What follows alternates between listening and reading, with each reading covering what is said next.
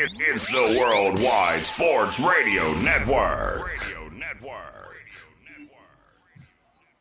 The Sports Hit List presents Smoking Mirrors with Declan Krogman and the Polius Brothers, Greg and Stefan, breaking down the biggest news in sports, giving you the stories behind the story. Here for all the smoke, all the time, right here on the Worldwide Sports Radio Network.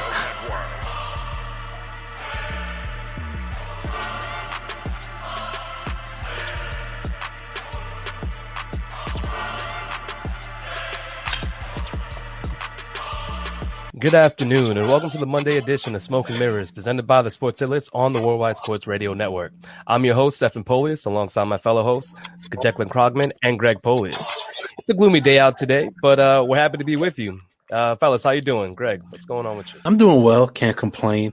I do appreciate when the sun is out, though. It's just a different feel. Usually you let the sunlight come in. Like hits my face real nice. Marty appreciates it too. But he's using some of my own lighting right now. But I'm good. It was a busy weekend. But I'm happy to be here right now. Deck, what's going on with you, sir? Like those earbuds. Yeah, man. We got the AirPods in today. You know the vibes. Gloomy Monday. We had a gloomy weekend. Yeah. You know, my face is a little messed up, which inverted camera always messes me up. My face a little messed up today. I've been told I have a punchable face. That's not how this happened, though. I was behind the L screen in the batting cages, and I guess I was too close. Hit me through the screen.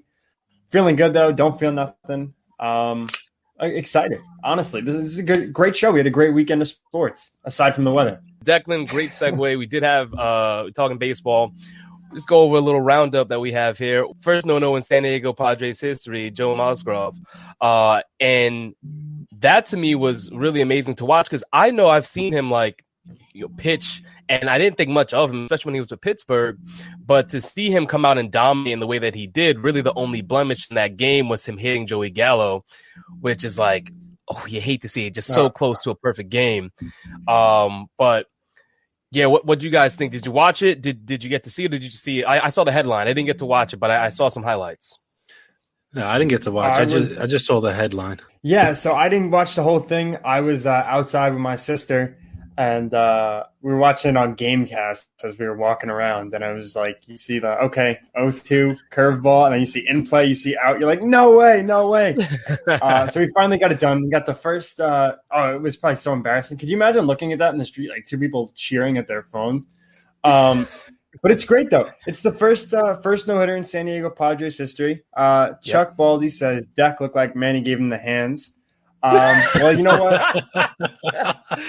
Deck sent his location and Manny finally showed up. He sent the Addy. He finally showed up. I can confirm that is not the case because if it was the case, Manny would not be in the comment section today. And Manny. But he is. So thank you. Shots fired. Yeah, little smokes. Yeah, little shots fired. You know, I'm feeling a little bit. I mean, hey, they can't hurt me. I think what's really dope about no hitters, it kind of brings that conventional feel back to the game, like pitchers duels. You know, whereas I always talk about the conservative nature of the game, but this is one part of the game that we don't care what casual fans think. Like seeing a no, it will always be fire. I was gonna say it's never gonna be a fun game for a casual fan. Yeah. There's no home runs on both sides. Maybe the other side has puts up runs, but typically those games tend to be close, right? They're not like blowouts in the no-nos, and that will tune out most casual fans, I should say. So you're right. That's a traditionalist. That's an exciting game for them. A hard on, some would say. and it just as the players being on the field, after a certain point in the game, as a player, you know what's happening, and you elevate your play to another level to try to make sure you get this for your guy on the mound because he's going to work and you want to go to work for him. So that player aspect is also really dope to watch unfold. Yeah, I will also say that he's a San Diego native, so there's an extra layer to it as well. In that the first no-hitter in San Diego Padres history has actually been carried out by a native, which like just it's an extra layer, makes it special. Oh, definitely.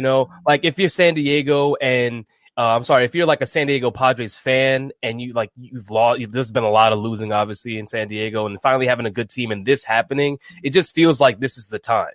Like this is like a precursor to something that's going to be much greater this season. It's huge. It's so huge, and I feel like what this kind of on the parallel would be is if we saw Marcus Stroman throw the first real no-hitter in New York Mets history. Don't do that. Don't do that. Well, I'm going to shout out to Chuck in the comments. You got me in between my drink. A homegrown kid would throw it. That's really rude. That would be only fair. So rude. He's always talking about us taking shots. Let Johan be. Take a shot. Hey. Well, shout out to Johan. I thought of him the other day. I was going through the archives, and I was like, damn, 57 on the Mets. He was a baller. Yeah, that was a good time in New York City. I know the Mets were like, kind of averaging like 75 wins, but we had the two lefties, 52, 55, 57, CC, Johan. It was fun times. Only thing I didn't like about CC going to the Yankees was we weren't going to get him we didn't get to see him hit. I love watching CC hit. Dude, he was a bopper. I loved watching him and Prince Fielder because they're just like two huge men that were just like on the field at the same time. Isn't it Prince Fielder that jumped on like CC and he looked like a child almost in his arms? I miss that, but I mean, shouts out to CC. Try to be in my he got his fitness game. His fitness game like went up to 100 when he retired. But a few other things to note that took place. I don't know if you guys are big into the prospects out there, but Brett Honeywell Jr., who's been a long time Tampa Bay Ray prospect, finally had his MLB debut. His last time he pitched was on September 19, 2017, exactly 1,300 days. And in that time frame, he's had 4 surgeries. This guy was looking like the top 4, maybe 5 prospect in the MLB when he was pitching, hurt, injury after injury, surgery after surgery, looking like he would not actually end up playing. I think I would probably compare it to was it Mark Apple? Is that the prospect for Appel? Yeah, for Houston. Never really coming to fruition, but an amazing prospect. But he finally got his start yesterday.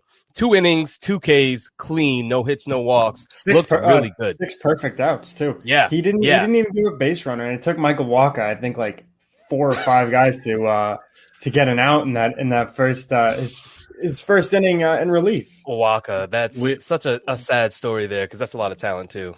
Yeah, he's only 29. Shout out to Speedy Appel. Definitely, I do remember that being the number 1 overall pick. Yes. You know why I remember that name? Because I played against his either his younger brother or his cousin in college at UNCW, and he also got drafted. He was an outfielder. Mini flex. Did you pitch against him? Did you pitch against him? I did not pitch against him. Okay. I was still a freshman at the time, but he was. I think he was conference player of the year. He was pretty good.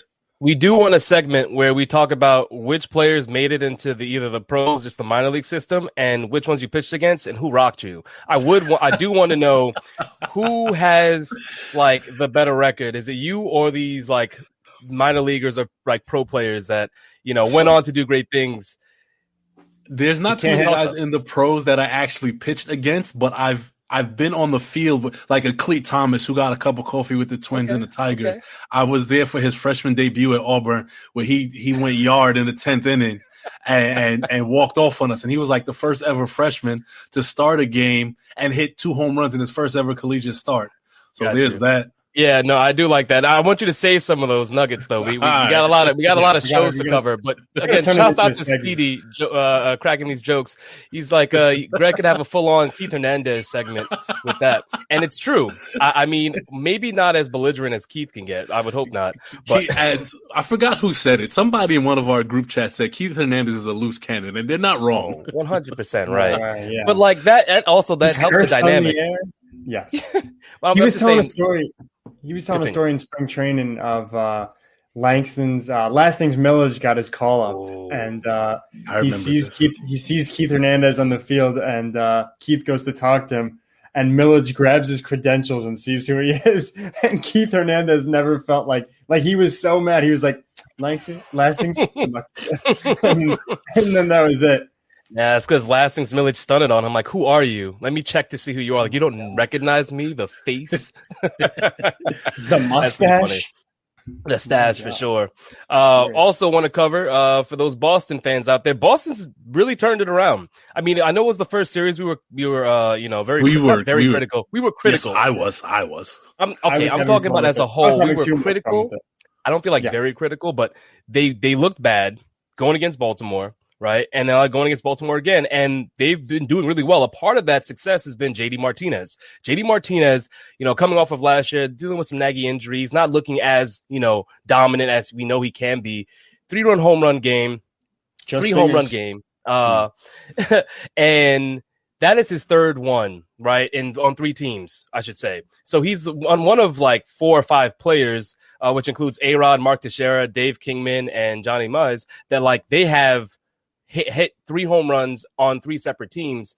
And this is JD Martinez, who we all know is very dominant, but it's still very impressive, to think about that. Because as Greg said on Friday, hitting a home run is very difficult.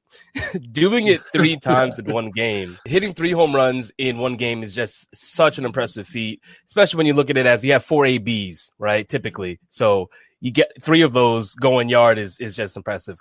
I didn't get to see those, unfortunately, but just looking at that line is still sexy, to say the least. And what are the other 2 teams? Is it the Tigers and the Diamondbacks? Tigers, Diamondbacks, yes. It was Diamondbacks. I know he spent like a half season with them. Yeah, I think what's really impressive about what JD's doing is that people didn't expect this to become him. Like early on in his career, they thought he was a decent hitter, but he's turned into a pure power threat, and he's kind of have what you would call he's a late bloomer, so to speak, where he's found his power stroke. I agree with that. And that was with the Tigers, I'm not mistaken, that it's like, he's a good hitter, but he wasn't the power threat that he became. He evolved. 100% he evolved. Yeah. It's amazing what a little tweak can change. Shout out to Randy Arozarena for that little tweak in his swing that got him to keep hitting home runs like he did in his rookie year. Yeah, I will also say that there's something to be said about changing organizations. Like I know when players in different sports will go to different teams and it's like they didn't do as well on the team they were on. It's like it's a fresh start. I'm not going to compare it to like a basketball, football dynamic, but I know in baseball for sure, when you see a player that maybe has potential but wasn't meeting it at one organization, seeing them go to another one, there's like that potential for that jump. Like the story that comes to mind to me, or the person that comes to mind, is Justin Turner. Justin Turner for the Mets was this mediocre hitter, like he could get you some ABs that were solid, but he wasn't the threat that you expected. He goes to the Dodgers DFA'd. And just he did get DFA'd. He got DFA'd. That just shows you what the. For those of you that are, I'm sorry, Steph. For those of you that are listening and are not the biggest baseball fans, DFA'd means designated for assignment, shipped down to the minor leagues because they're not performing at a major league level. Yeah, they usually get put on waivers. With the baseball, they go through waivers, right? Here. Yeah, yes. They go through waivers, and if no team picks them up, then they end up in the minors. They stay with that team. So what's a perfect example is Dairo Estrada just got DFA'd by the Yankees a couple of weeks, or was it at the end of spring? And just yesterday they announced that he was traded to the Giants for cash considerations. That's a little different. Tyler Wade. Yeah, but I mean, you still get DFA'd. No, that's the process. That's the process of DFAing, though. Like I was piggybacking on Greg's baseball 101 lesson here. You said Justin Turner. For me, a guy like Carlos Gomez, who was a highly touted prospect with the Mets, and didn't really do anything with the Mets. It was a huge disappointment, but then goes to the Brewers and is like he jumpstarts their offense. I feel like it took more time though for Carlos Gomez, I agree with that. But like Justin Turner to me is like the most immediate change where like he went to the Dodgers and you're looking at this home run hitter, this like dominant force, middle of the lineup bat. He would never be that for the Mets. And what was the reason? A hitting coach in the Dodgers organization, whatever tape they looked at, they figured out, hey, we think you could do this and make this change, and it could be fruitful for you. And Justin Turner became a stud, an all-star player that the Mets never saw him as, which is why they DFA'd him. And I think that like that impact that a hitting coach can have on a player where you have potential, and this is like a game of failure. So the one thing that you're doing that is a little off could lead to you having a 240, 250, maybe 260 average, and then you get the tweak, and now maybe you get more power. Maybe you're hitting for more average now. You're looking at a 280, and if you're a 288, 290 hitter, like you are on the verge of being, I shouldn't say a Hall of Famer, but you're putting up numbers that any team would want. Like you're getting, the multi-million-dollar, tens of millions of dollars contracts that you wouldn't get if you weren't on that level. So I think that the impact that a hitting coach can have is so pivotal. And you see that with JD Martinez, I think we saw with Daniel Murphy, honestly. Oh, definitely. But see, the thing is too with Daniel Murphy, because that's within the same organization, because Daniel Murphy at the end of his Mets career showed you exactly. Because Murphy and I forget the other player that came up at the same time as Nick something. You know what I'm talking about? Oh, yeah. Right? I remember who you're talking about. I don't remember his last name. Yeah, I don't remember his last name, but Nick was the power guy. Number 6. Yeah, he was the power guy, and Murphy was like, the scrappy hitter. And I remember for the beginning of Murphy's career, he got into a lot of 3-2 counts. And like I think a name that came and went, 3-2 Murph.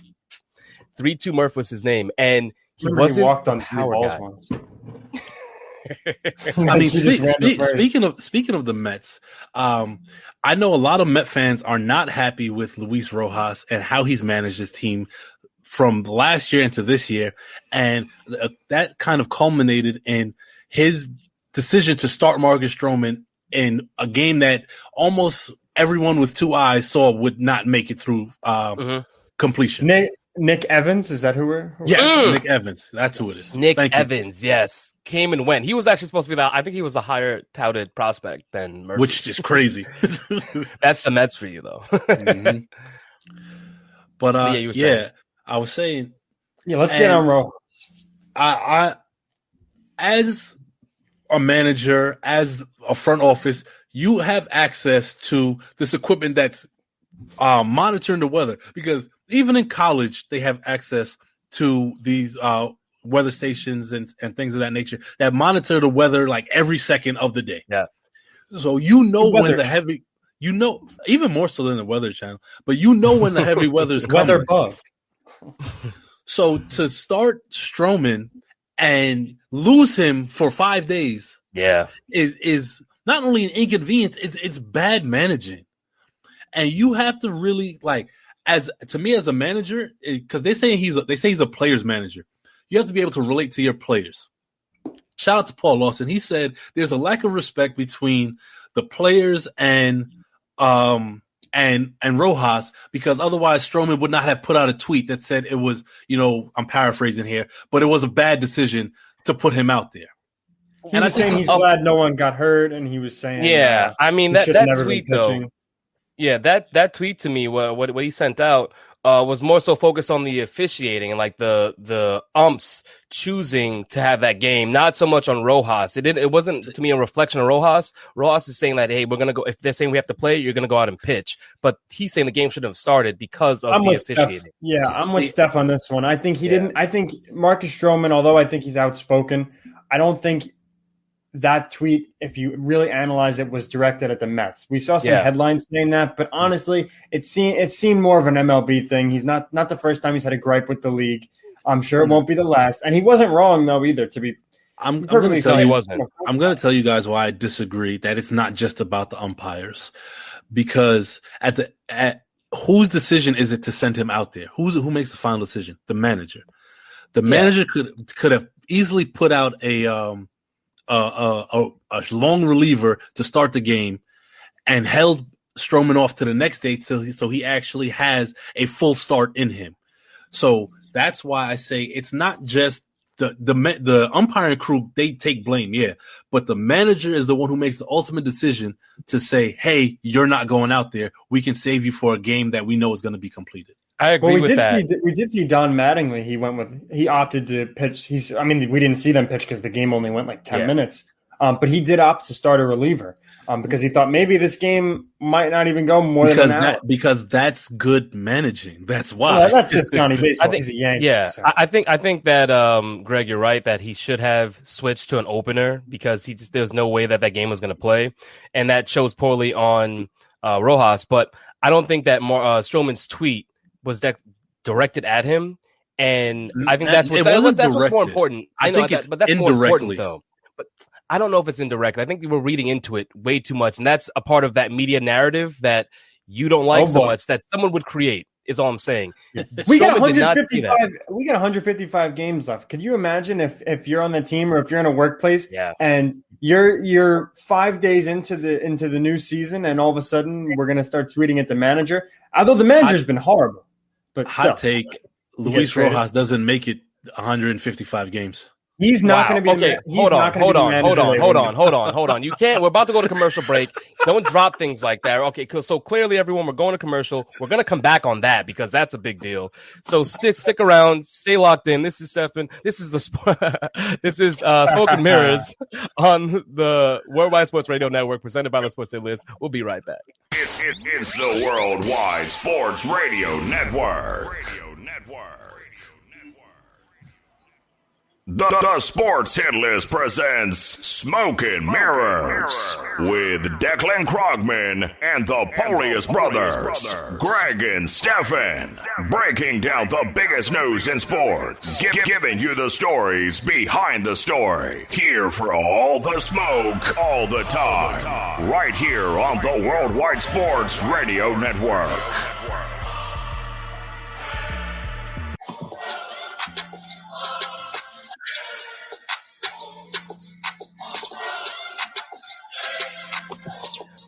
Welcome back. This is Smoke and Mirrors on the Worldwide Sports Radio Network, presented by the Sports Hit List. I'm your host, Stefan Polius, alongside my fellow hosts, Declan Krogman and Greg Polius. So if you haven't been tuned in with us and you're just coming in here, there was a pretty bold take, I would say. I mean, we're only, 6-7 games into the Mets season. And Greg, my brother, to the left of me, just said that, or before the commercial break, said that Rojas probably will not make it to the end of the season. Now, I'm not saying that's a wild take. So let me know your take. What is your reason for that? I'm not saying that it's like a ridiculous take, but it is something I wasn't expecting this early. So what do you think? Why? Why is that? I think it's an extension of how he managed last year, or even 5 games in, you're seeing patterns that you're like, what are we doing here? How he's managed the bullpen already is like, he gives me Joe Girardi vibes of how he managed the bullpen. I will forever blame Joe Girardi for ruining Dylan Betances' career. Stop it. Absolutely, 100%. Overuse. No, he wasn't. How can he? Was he injury prone? I don't think he was injury prone until Joe Girardi was at the helm. He was healthy most of his. He was never on a team. Career. Wait, he was never on a team. He started his career when Joe Girardi was at the helm. No, he didn't. In the big leagues, yes, he did. But what I'm saying is, even in the minor leagues, he wasn't injury prone. Right? It took him a while because they kept experimenting with him as a starter, and he wasn't really a starter. He also wasn't as big either, though. In what sense? Like, yeah. In terms of yes, with like he was always even if you look at it, because I know one of my coaches at the travel high school level was his coach at the same level, and he was a tall, skinny guy. When he was at Grand Street, high school. When he was at Grand Street. We played against each other for 4 summers in a row, so I remember him very well. Yeah. And he always had some side. He always threw hard. He was throwing 92 at like 16. But he had some control issues. But my point, going back to Rojas, because we kind of getting off track here. His way of managing a pen, the way that he kind of. I think he plays a role in giving away some of DeGrom's games, which we're going to get into. And how he manages the lineup. Definitely. There's just certain things that you see as an avid baseball watching. You're like, that doesn't make sense. Why are we doing this? What are we doing here? Like and he comes from a great baseball background. You know, the Alou family. Is he Alou's brother? Yes, he is. I think it's his brother. Moises. But you would expect him to have a better feel for the game and a better idea of how to because they say he was a player's manager, but I don't get that vibe from him at all. And I just don't think he's playing himself into a position where he should keep his job. You know why he's not a player's manager, first of all? We're, again, 5 games into the year, and we've seen him bench Jeff McNeil in Game 3, bat him 7th, and now we've seen Michael Conforto, who's been the 3-hitter, the consensus 3-hitter, even before the lineup projections were even announced. Now he goes down to 6 immediately. players don't. I mean, every player is different, but players don't love when you mess with the order so early, right? And you kind of get out of your. First of all, it shows you don't have a plan. So that early in the season, I get the Conforto struggling. Yeah, I get the. I think we're on the same page. You got it, bro. I get it. I get that Conforto struggle. By the way, thank you for specifying that Greg was your brother. I know the viewers would have had such a hard time figuring that one out. Hey, you never know who tunes in and when. We could be cousins. We could be on the radio also. Yeah. Hey. Nah, I cover all bases. I cover all bases. But no pun intended. But I disagree with the part that you mentioned about Conforto. That move to me is necessary. If you watch because it's not about the timing, more so that it's the quality of the ABs. In every AB I've watched of Conforto, he looks overmatched.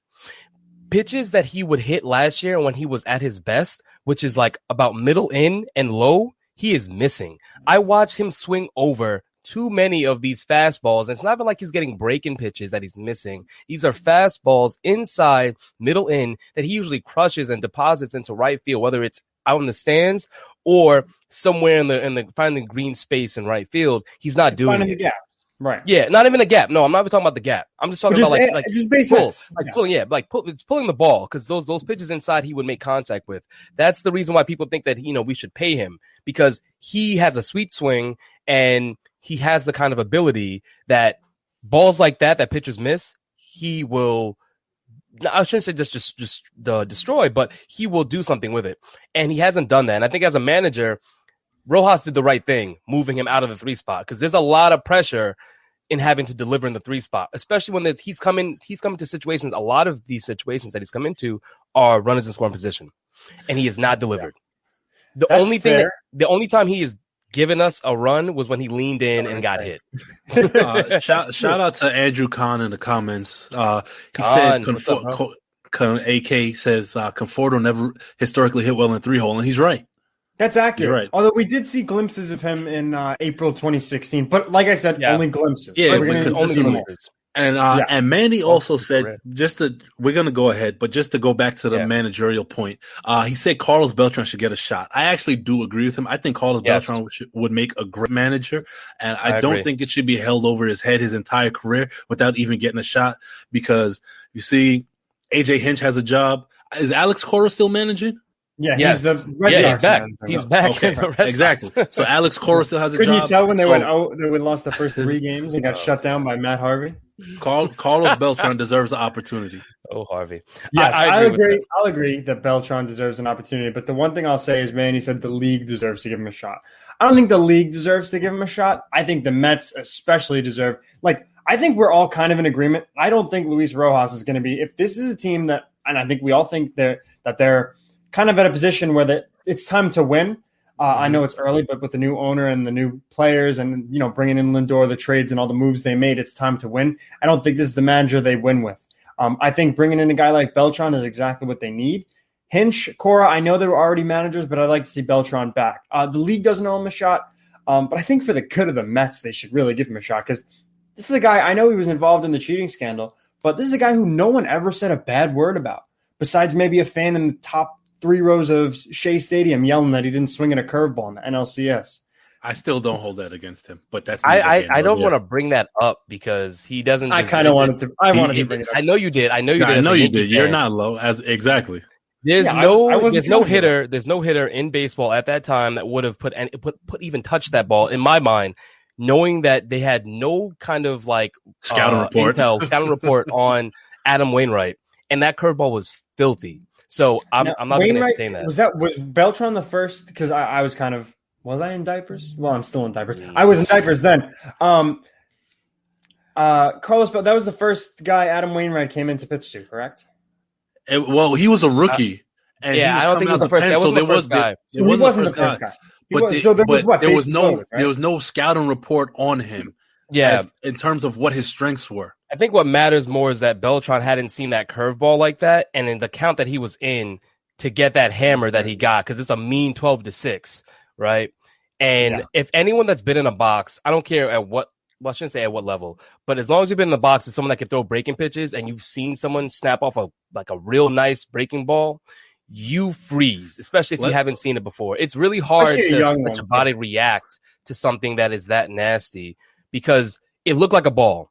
And the rotation might have told him that it could be a breaking pitch, but he had a very I should say high differential between like where the pitch at its height to where it finished. It was a lot of break. The overlay also from his fastball and another let's not forget Wayno was also throwing 96, 97 with his fastball. The speed differential, which wasn't as common then. Which wasn't as common. No, it wasn't. As now. And Chris Carpenter were great. I think with that particular AB, I don't fault Beltran for the backwards K looking. It was that first pitch fastball that was painted on the black outside. I feel like Beltran was looking middle in to try to drive something, and Wayno just painted on him like 96. Yeah, I'm like I don't care what Paul LaDuca has to say. AB. Yeah, I don't care what Paul LaDuca has to say about walking and then whatever. I don't want to belabor the point. We focus on this quite a bit. I will say though, just a response to you, Deck. I think it's a little bit too early, or both of you, because you both agree. I think it's a little bit too early to say that Rojas won't have his job. I mean, he's a young head coach. Beltran has not been a head coach anywhere before. It's not like you could say there's a track record for it. I do believe that the league does owe him. What Manny said is true to me, that the league does owe him that because you gave other head coaches that were a part of this scandal another shot. And it's not just the Mets, but the MLB. Someone should give him a job because he has the talent to be, I think, a great head coach. But not just the Mets. Anyone in the MLB that needs a head coach should be looking at Carlos Beltran after, whatever vacancies open up. So that's where I'll end on that. I want to move on to one of the more controversial situations that happened yesterday. Yes. So for those of you that watch the Braves and Phillies game, you have in the top of the ninth, Will Smith, the closer's in. There's a run on third, Alec Boom. Boom, boom, bomb, boom, boom, boom. Boom. It's boom, yeah. Said bomb. Boom. Bomb would be sick. Didn't he hit a bomb? Didn't he hit a bomb? He did hit a bomb. Yeah. I wanted his name to be Bomb, but boom. So he's on third base, and there's I'm going to go with boom. But there's a fly ball hit into left field to Ozuna, and he tags up after the catch. Ozuna throws a pretty good, decent ball to home to Travis d'Arnaud. It was a seed, but it was a little bit off. d'Arnaud fields it and puts the tag down, and boom, he blocks the plate with his knee, puts the tag on him, and if you look at it at the naked eye, it looked like he was in. But if you look at the replay, it shows that d'Arnaud's knee blocked the plate enough to move Bohm's foot. We got Bomb. Stop calling him Bomb. I don't think it's bad. I'm pulling a Steph right now. I'm getting his name all wrong. Are you? Is saying head coach instead of manager?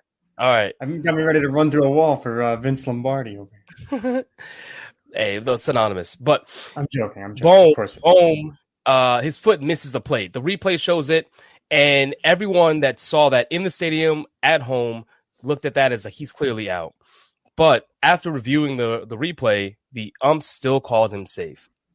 Yeah. Which controversy. And we saw this before with Michael Conforto. So the question right now is, what is instant replay? And if the camera isn't telling, the humans that can get things wrong, that, hey, this is what happened and they can get the right call, then what are we doing? I really don't know if the camera's showing you exactly what happened to not get the play right. It seems like it's like all for naught at that point. I felt kind of helpless looking at that and seeing that situation and getting the call wrong. Same thing with Conforto, even as a Met fan. Deck, what do you think? I think the Twitter world in the MLB kind of reacted perfectly, whether it be Mike Trout or whoever tweeted out a bunch of stuff saying, how do you get that wrong? I'm not mad at the umpire for calling him safe at first glance because it's a very tough bang play. And the rule of thumb as an umpire is if you see an out, call it. But if you don't see an out, don't call an out. And he didn't see an out at that point. The only thing I could think of to defend the MLB was that, okay, maybe there's not enough evidence is because they didn't have the greatest camera angles, which is surprising, to show you the whole story, Yeah. That said, he was clearly out at the plate. The fact that they couldn't get it right the second time upon review, is nothing short of ridiculous. It was a bad weekend for not just umpires, and I'm not even going to put the blame on them. I'm going to put the blame on the instant replay system as a whole. We saw it with Conforto. We saw it with Alec. I'm going to call him Alec. I'm not going to call him Paul. Safe bet. Yeah, very safe bet. It's a safe time. We saw it twice in the span of 3 days. I think it wasn't even 48 hours. So that's where I'm at in terms of where we're kind of getting with the instant replay system. There's got to be something done better. I don't think it's really fair to ask for more camera angles, but you guys they got to do something to get these calls right. It's ridiculous. The camera angles, I think, is a big part of it, Deck. That's a good mention, but Greg, you can go. I think they got to get fined. Umpires got to get fined. Whew. You know what? Take it from the umps. I don't think there's no sport that does that. Like I've said in previous episodes, right? Just because something hasn't happened doesn't mean it can't happen. Now the umps are going to get traded like Sam Darnold. If you're going to blow calls that egregiously, right? Like even so in the NFL, right? A ref may get taken off a crew because he's blown a call. I don't think it's just one call. I think it's usually like a track record, right? Yeah. How about Angel Hernandez? When is he going to get taken off a crew? First of all, when is he going to get taken off of every crew? I think every baseball fan would agree. Angel Hernandez has done enough to show he does not deserve a job. Yes, I agree. Pat Green from the Sports Hit List is a better ump than Angel Hernandez. 100%. By miles. But that being said, there has to be some sort of ramification or consequence, I should say, for these umpires blowing these calls so egregiously. I agree with that. It's bad. I think there is. I'm just saying it's not precedented for that to be a thing. I think that could be something that starts. I do want to shout out Manny. He brought up the Mariners and asked where they're at. They are currently 5-4, middle of the pack, really, out in the AL West. I monitor the Mariners every game. All right, I know my take. All right, I'm not sitting here trying to absolve myself. They're over 500. So Manny, all right, you keep watching too. But you see what it is. We're about to go to commercial break. Please stay locked in. We're going to start talking about DeGrom. When we come back, we're talking DeGrom, and we already know that man is a GOAT, but he doesn't get the support he deserves. So this is Smoke and Mirrors, presented by the Sports Hit List on the Worldwide Sports Radio Network. We'll be right back. Stay tuned. It's the Worldwide Sports Radio Network. The Sports Hit List presents Smokin' Mirrors with Declan Krogman and the Polius Brothers, Greg and Stefan, breaking down the biggest news in sports, giving you the stories behind the story. Here for all the smoke, all the time, right here on the Worldwide Sports Radio Network.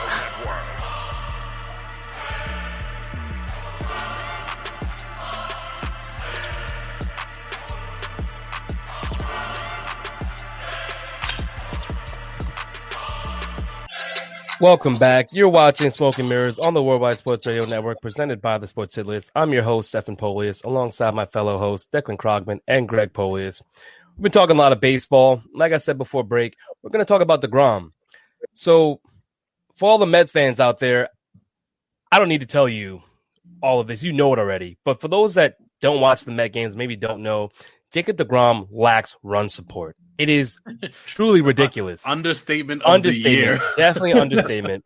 But it's criminal how bad they lack run support. It is disgusting. And him only. So if you watch the Mets game on Saturday, DeGrom went 8 innings, gave up 5 hits, 1 earned run, 0 walks, and 14 Ks. If you saw that line and didn't see the box score, you would assume that team won, right? And the home run he gave up, it's truly a credit to Jazz Chisholm, because that was a shot. It was 100. It was 100 miles per hour, like middle but high. So it was out of the zone. It was definitely out of the zone. It was out of the zone. It was high in the middle of the plate, and he pulled it into the right field, deposit in the right field in the stands. Second deck. Yeah. Great hit. Good on Jazz Chisholm, but that should not result in a loss for Jacob DeGrom. At the very least, you see a no decision, which has been Jacob DeGrom's been the case with Jacob DeGrom. But this is a starting pitcher that we've seen dominate team after team,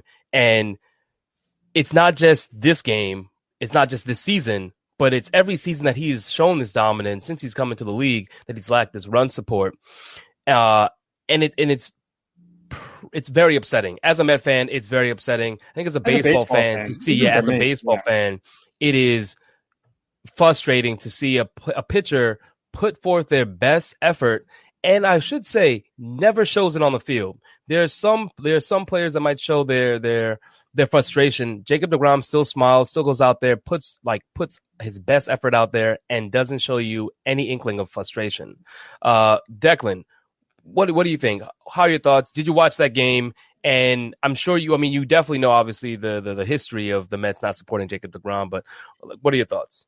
Yeah, it's horrible. And a lot of people know Jacob deGrom. I've always been a big fan of him since he said hello to me at a Mets game in 2014 when he was a rookie. Got a little man crush. I'm jealous. Bro, he's by far, he's been my favorite pitcher. I've always, loved him with the camo jerseys and stuff. 2014 Military Mondays. The flow though. The flow was fine. I missed the flow. I missed it. Yeah, but you know what? Like, he has been better since he got rid of the flow. Agreed. We have to say that the flow is just he's one of the people who looks better with long hair.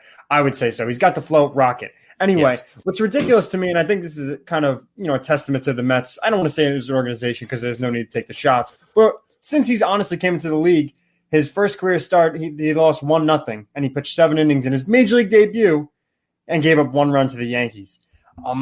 So we're looking at a guy right now who's given up 1 run all year and has not 2 losses credited to him, but the Mets have lost both of his starts. Yeah. That's more losses than runs this guy's given up. That is what the Mets have done for Jacob deGrom.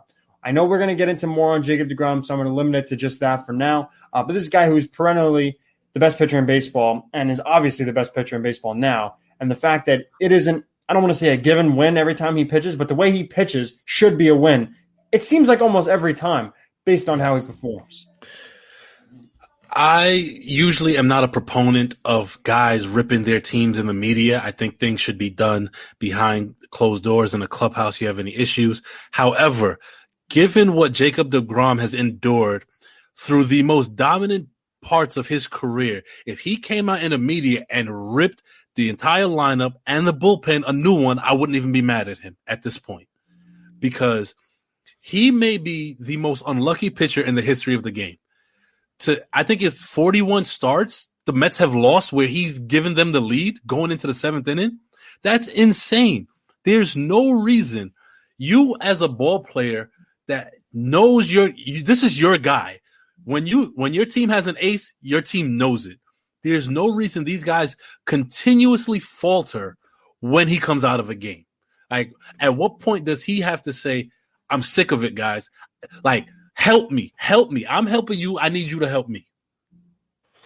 Yeah, I think that he's never going to be that player. That's not who he is, so he won't call them out. And I don't think he needs to do that. I agree there needs to be a change, but that's a conversation that I believe will be facilitated by Francisco Lindor as a leader, right? This is someone that's new to the team, so and he hasn't been really right now. It's been Brandon Nimmo and Dominic Smith, to me, who have been the hitters that you could rely on in the lineup. Francisco Lindor hasn't really left his imprint yet, but there's a lot of time for that. I will say, though, that something I found interesting is back in 2018 when DeGrom put up that 170 ERA, his best year, he averaged 3.49 runs per game and received 2 runs or fewer in 12 of those starts, which resulted in an 0-7 record with a 187 ERA. That's insane. You put those numbers on another team. Yeah, that's 12-0. That's 20 wins. No, I'm just saying that's going to get 20 wins. Okay, that's sample size. Yeah, in that 12-game time frame, in that 12-game frame, you would have 12 wins. He has been nothing short of dominant, and it's frustrating to see that the Mets time and time again let him down. I don't think DeGrom needs to change his character for players to lock in. But there's something to be said about the Mets and their aces and not getting run support, because the same thing as we talked about Johan Santana before, he didn't get run support when he was there. Pedro Martinez, another marquee acquisition, did not get run support when he came over to the Mets. And I'm curious as to what the moment means to these Met players, these hitters, when they have their horse on the mound, when they have their stud on the mound and not being able to put up the run support, because they do it for, 2 through 5. They'll see more run support 2 through 5. Not that they're the always thing for them, but there's a better chance of Marcus Stroman getting 4 runs or 3 runs than it is Jacob deGrom, which again is like a weird phenomenon. But with that, I will move on to still talking Jacob, but is Jacob deGrom a Hall of Famer? Speaking about these numbers and how dominant he has been, is he that now? I think he is now based on how dominant he's been over these 5 years. And I think he's going to put himself in line for another potential Cy Young this year as well, barring any injuries. I look at a guy like Roy Halladay, who had a great stretch from 2005 to about 2011. And if you look outside of that, he had one good year and then a couple of mediocre years, right, where he had ERAs over 4 or high 3s. But he finished his career, and I don't really look at wins anymore because that doesn't tell you how good a pitcher is. But he finished his career with a overall ERA of 3.38, and he never actually, in those Cy Young and All-Star years, he never led in Ks, he never led in WHIP, but he was a dominant pitcher, and that's how I see Jacob deGrom, as he's even more dominant than Halladay was in his prime, and Holladay's in the Hall. Based on that 5-6 year stretch, I think my comparison really is Sandy Koufax, and I do shout out Keith, Ron, Gary, because this is a conversation they did have during deGrom's first start, where they were discussing whether they think he could be a Hall of Famer now, because he's turning 33 this year. So it's not like he's a young pitcher. He came into the league young, came into the league at 26. We really didn't see the dominance until like 28, I would say. He was always good, but I think the numbers started to turn as you see his velocity has gone up. He's one of those every year. I think his velo's gone up every year. Every year his velo's gone up. I think he started in at 94, 95. Keith and the guys, they love to put the stat up, but I think he's thrown 24 pitches at 100 miles per hour this season. And I don't think there's been another pitcher done that this year, and it hasn't been a pitcher that's done that in years. I forget the exact amount of years, but deGrom is something special, and we see that with the starts, but the numbers support that. But when I compare him to Sandy Koufax, though, is that Sandy Koufax's career from 1955 to, he's 96, like 55, 61, wasn't anything really of note. I mean, he had some solid years, but he also struggled. It really wasn't until 1962 to 1966, which is a 5-year span that you have, that he really dominated. He led the league in ERA in all 5 of those years. He led the league in wins 3 of them. He was tops in strikeouts in about 3 of them as well. So you see him dominating on categories, different categories. But Sandy Koufax, his whole Hall of Fame, I shouldn't say not career, but his whole Hall of Fame proposition is that like these 5 years are why we look at Sandy Koufax as dominant. So there he is. Welcome back, Deck. But thank you. I think that, to me, it's similar to that. Like, it's not that Jacob deGrom's a Hall of Famer now. Jacob deGrom, to me, is 2 more years to show us something. Not more, because he's shown us a lot. If he stays on this trend, especially if the velo doesn't drop off significantly, 2 years to me isn't that bad for him to prove to MLB, prove to the writers, and prove to the fans, all the baseball fans, that he's deserving of a Hall of Fame bid without the illustrious career that some people have. And again, to what you said about Roy Halladay, it isn't always about the full body of work. Sometimes it's just a finite space where they just dominate the league. And even though he's only led in ERA in 1, he led in strikeouts twice in the NL 2 years, and then he led in ERA in the entire MLB 1 year. That is still so very impressive in this day and age where you do see more advanced hitting. Declan, since came back, what do you think? All right, so to have a sub-2 ERA in a season is just insane. 1.7 is nothing short of miraculous in today's hitting MLB.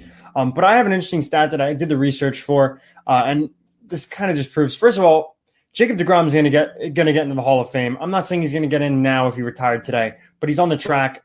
To me, there's nothing short of – nothing's going to stop him from getting into the Hall, right? But now this is a guy who's got 70 career wins. Mariano Rivera has 82. And before I continue, this is not a knock on deGrom. This is a knock on the Mets and how ridiculous. And first of all, also how wins don't even matter in today's game. Mariano Rivera has more career wins as a closer than him, right? He played however many years, it was a lot. Jacob deGrom has 70 wins over 8 years, right? I'm going to take a guy who was a teammate of Jacob deGrom, won a Cy Young, had really one good season, and overall was a decent average, a little above average pitcher for his career. We're gonna go with Rick Porcello here. Throughout the 8 years, Rick Porcello played on it was Boston, Detroit, if I swap it in order, and then the Mets for a season. He had 107 wins. And he never had an ERA sub 2. I don't even think he had an ERA that was really – he wasn't really sub 3 many times. Now, Jacob deGrom's career ERA is just under 2.6. That is also very good for a guy who's led the league in ERA, and as you mentioned before, Steph, led the National League in strikeouts twice. This is a guy who is honestly, at this point in his career, he's going to be the best pitcher in baseball for the next 3 years. At least I don't see that changing anytime soon. Mm-hmm. So for that, I think he's a lock and a shoo-in for the Hall of Fame. I do think he's a shoo-in, and the reason why most guys at deGrom's age would be coming into the end of the back end of their prime. The reason I think he's coming into this is where he's going to excel even more is because he wasn't a pitcher like Justin Verlander, a frontline starter all through high school and college and in the big leagues. He was he was drafted as a shortstop, and he was transitioned into a pitcher, so his arm doesn't have the wear and tear that most of these front end guys do. And I think he's going to have another he has a good 5 to 7 years left of dominating. 5 to 7. I think that's crazy. I agree with Greg, honestly. 5.7 I think is a good margin for a guy like him. Now he did get drafted as a pitcher, but you're right though. The last 2 years at Stetson, because he started as a Division I shortstop and then was really converted into a pitcher. But even still, he always wanted to play short. Also, what a lot of guys don't mention is that he came up when he was 25 years old, which is late, but he came up when he was a month away from his 26th birthday. And he had a DL stint, I think, early in his Rookie of the Year campaign where he made his debut in June. Very similar to how Honeywell, and only in terms of how he came up chronologically and timeline-wise, not his journey to get there, whether it be injuries or being a pitcher his whole career. His not late development, but late emergence to the major leagues is comparable, not just because they both have flows, or one of them had a flow back in the day. But that's kind of where I see Jacob deGrom in terms of how he got into the league. I agree with that. And for our watchers, for our viewers, what do you think? We're going to put up a poll just to see what your thoughts are. We love to hear your feedback. That's our show, really. We want to end on Jacob deGrom because he deserves that. He deserves that finish. He didn't get a win on Saturday. He deserved it. But we're going to call it a day. It was a great episode. Thank you for tuning in. This is Smoke and Mirrors on the Worldwide Sports Radio Network, presented by the Sports Hit List. I'm your host, Stephen Polius, alongside Declan Krogman and Greg Polius. We'll be back on Friday between 1 and 2. Talk to you soon. See you then. It's the Worldwide Sports Radio Network.